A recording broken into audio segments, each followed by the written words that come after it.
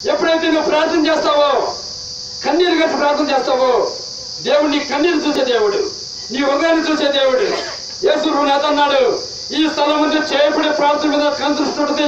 ఎవరైతే ఇక్కడికి వచ్చి మోకరించి ప్రార్థన చేస్తారో ఆ ప్రార్థన వాళ్ళకి జవాబు ఇస్తాను, వారికి ఏ సమస్య ఉన్నా కానీ నేను తీరుస్తానని దేవుడు నాకు చెప్పాడు. ప్రేమైన బిడ్డరా, ఇక్కడికి అనేక మంది వచ్చారు, క్యాన్సర్ వేత్త బాధపడి వచ్చారు, తగ్గిపోయి సంతానం లేకుండా వచ్చారు, సంతానం కలిగింది. అనేక అద్భుతాలు దేవుడు దురాత్మలు వదిలిపోయినాయి. అర్థమవుతుందా? వాళ్ళకి నేను పైసా తీసుకునేది లేదు, కానికిస్తే లేదా ఒకవేళ వాళ్ళు మనకు దేవుడు సహాయం చేసని చెప్పేసి దేవుడు మన సహాయం చేస్తే మనకిస్తే తప్ప. ఎందుకు చెప్తాడు ప్రేమ ఉంటారు? ఎందుకు చెప్తున్నా అంటే దేవుళ్ళలో మనం నమ్మకంగా ఉన్నప్పుడు దేవుడు మన పట్ల కూడా నమ్మకంగా ఉంటాడు, నమ్మకంగా ఉంటాడు. మరి దేవుని పట్ల నమ్మకంగా ఉంటున్నావా? ఈ లోకం వైపు పడుతున్నావు, ఈ లోకం నీకు డబ్బు ఆశ చూపిస్తుంది, అందం ఆశ చూపిస్తుంది, అమ్మాయి ఆశ చూపిస్తుంది, ఐశ్వర్యం ఆశ చూపిస్తుంది. అట్లా మంచి లౌకికమైన మాటలు చెప్తుంది, మాటలతో మాయ చేస్తుంది, అత్యాసలు ఇచ్చేది పొగుడుద్ది, చివరికి మోసం చేస్తుంది. లోకం మనుషులే నేను మోసం చేసేది.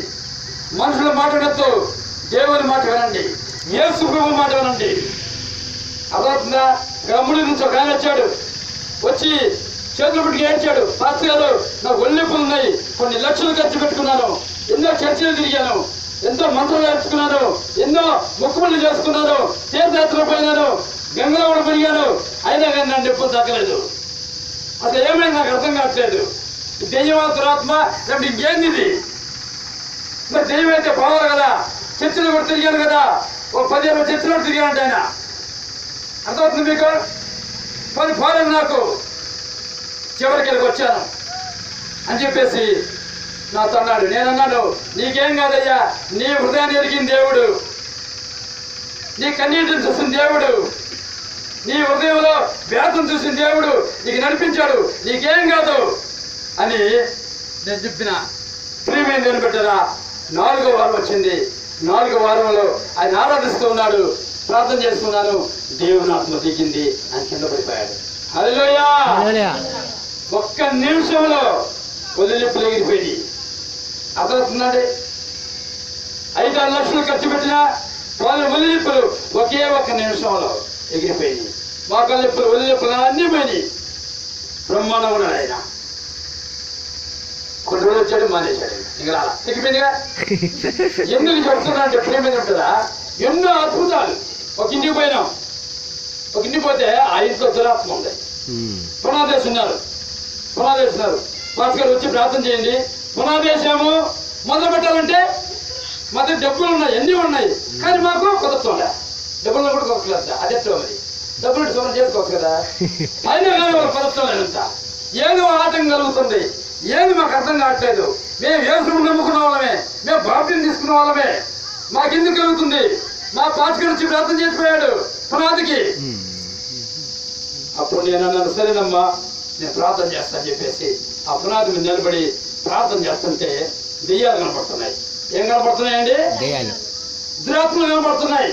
వెంటనే నేను అన్నాను, బ్రదర్ ఈ స్థలంలో దురాత్మలు ఉన్నాయి. ఈ స్థలంలో దురాత్మలు ఉన్నాయా? ఉన్నాయి బ్రదర్. ఎక్కడున్నాయి? నేను చెప్పాను, ఈ స్థలం కింద దురాత్మలు ఉన్నాయి అని చెప్పాను. నేను చెప్పగానే అవునా ఉన్నాయా? ఉన్నాయి. అంతలోకి వాళ్ళ నాన్న వచ్చాడు, ఆ అబ్బాయి నాన్న వచ్చి అంటున్నాడు, ఉన్నాయ్యా, ఇంతకుముందు మాకు తెలుసు, మాకు చెప్పారు, ఉన్నాయి. మా తాత మొత్తం కూడా చెప్పారు ఈ మాట, అది మీకు చెప్పలేదు, నేను భయపడతానని. ఆ పాస్టర్ చెప్పింది కరెక్టే. మరి నాకెవరు చెప్పాలా? నాకెవరు చెప్పారండి? చూసారా? నేను అన్నాను, మరి దీన్ని మీరు ప్రార్థన చేసి మీరు పునాది వేసేటప్పుడు ప్రార్థన చేశారన్న. ప్రార్థన చేసామండి, మా పాస్టర్ గారు ప్రార్థన చేశాడు, వేసుకో మంచిది అన్నాడు, వేసుకున్నాము. వేసుకున్న తర్వాత ఎట్లా అయిపోయింది చూసారండి? నేను అన్నాను, నేను ప్రార్థన చేస్తాను, మీకేం కాదన్నా. ప్రార్థన చేశారండి. నేను చెప్పేది అమృతలో ప్రార్థన చేశానండి. ప్రార్థన చేయగానే దురాత్మ వారి భార్యలోకి వచ్చింది. ఏమైనా వచ్చిందమ్మ దురాత్మ? వాళ్ళ భార్యలోకి వచ్చింది. ఉండాలి అక్కడ ఉందా లేదా? అయ్యో మా పాత గురించి ఎన్నోసార్లు చేశారు మాకు. మేము మామూలుగానే ఉన్నాము. మేము మాతృకి పోయినా అక్కడే తిరిగి అడమయ్యా ఎప్పుడు రాలేదు. అప్పుడంటే అదంటుంది నేనే కాకుండా చేస్తున్నా అంటుంది. నేనే కాకుండా చేస్తాను, ఇల్లు కట్టకుండా చేస్తాను, నాస్తాను. అది రిజర్వ్ చేసుకుంటా చెప్పు. అది రిజర్వ్ చేసుకుంటా. ఇది నా స్థలం. ఇది తాత ముత్తాతలు నేను కొలిచారు. ఏమంటుందంటే తాత ముత్తాత ఆమె పూజించారట. ఆవిడ ఎవరో కాదు, మాతమ్మ. మనం ఏం చేస్తాం దేవునిగా? ఈ తాత ముత్తాతలు నన్ను కొలిచారు. వీళ్ళు కొలలేదు, వీళ్ళు యేసును నమ్ముకున్నారు. అందుకే నేను వెళ్ళనే నాశనం చేయాలని కంకణం కట్టుకుంటా. నువ్వు వచ్చావు, ఇంక నా వల్ల కాదు, నేను వెళ్ళిపోతా. ఎందుకు చేయాలండి? నేను అన్నాను, నేను వస్తే నువ్వు ఎందుకు వెళ్తావు? నీలో చేసుకున్నాడు. ఏమంటుందండి? వీడే ఉంది, చూపిస్తా తర్వాత మీకు. నీలో ఎవరున్నారంటుంది? యేసు ఉంటున్నాడు. ఎందుకు చెప్తున్నా అంటే ప్రేమ పెట్టారా? ఏ దురాత్మ, ఏ శక్తి, ఏ వ్యక్తి మిమ్మల్ని ఏం చేయలేదు నేను చెప్తున్నా. ఎందుకు తెలుసా? దేవుడు మీ పక్షాన ఉన్నాడు. సర్వాన్ని జయించిన సర్వ సృష్టికర్త ఆయన మీతో ఉన్నాడు, మీలో ఉన్నాడు. మీరు భయపడవలసిన అవసరం లేదు.